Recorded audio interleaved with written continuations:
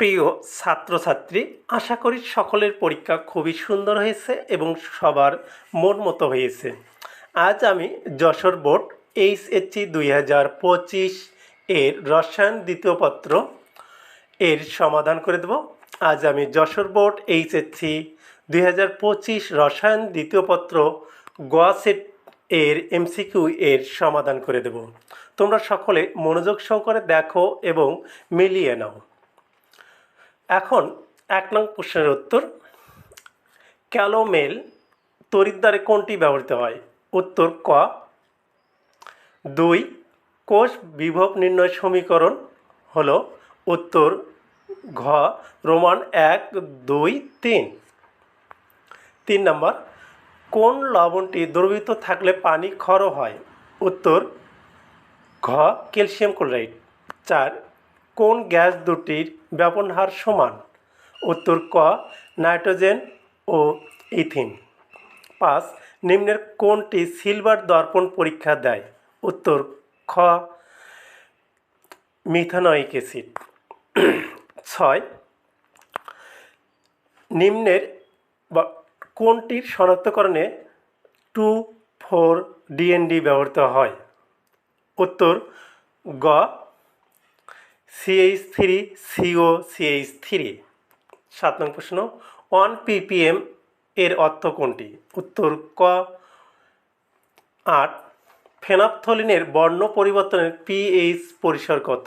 উত্তর গ 8.2 থেকে 10। 9 আদর্শ গ্যাস আচরণ থেকে বিচ্যুতির সঠিক ক্রম কোনটি? উত্তর খ। 10 অ্যামাগার লেখচিত্র কোনটি ধনাত্মক বিচ্যুতি দেখায়? উত্তর ক হিলিয়াম। 11 নিম্নের কোনটি অম্লধর্মী? উত্তর ঘ। 12 ইথার প্রস্তুতির জন্য কোন বিক্রিয়া ব্যবহৃত হয়? উত্তর খ উইলিয়ামসন বিক্রিয়া। 13 অর্থপ্যারা নির্দেশকমূলক হল উত্তর গ রোমান 2 3 2 NH2 3 OCH3। 13 নং প্রশ্ন, কোনটি জারণ বিজারণ বিক্রিয়া? উত্তর ঘ। 15 নিচের কোনটি বিজারক? উত্তর ঘ। 16 কোনটির বিভব কত? উত্তর গ 1.05 ভোল্ট। 17 উদ্দীপকের কোন বিক্রিয়ায় স্থানান্তরিত ইলেকট্রনের সংখ্যা কত? উত্তর খ 2। 18 তড়িৎ বিশ্লেষণকালে নিচের কোন আয়নটি আগে চার্জ মুক্ত হবে? উত্তর ঘ OH আয়ন।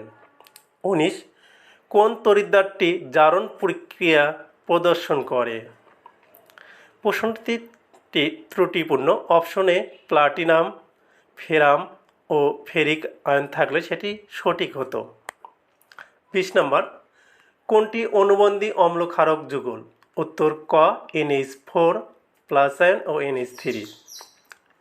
21 ভ্যান্ডার ওয়ালস সমীকরণে নিচের কোনটি আন্তঃআণবিক আকর্ষণ নির্দেশ করে? উত্তর খ এ।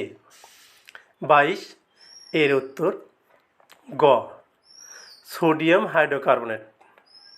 23 CO মূলকের কার্বন পরমাণুতে কোন সংকরণ ঘটে? উত্তর খ sp2।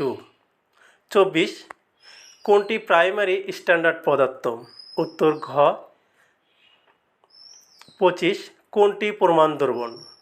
উত্তর গ 0.01 MC2Cr2O7। ধন্যবাদ আমার প্রিয় ছাত্রছাত্রী।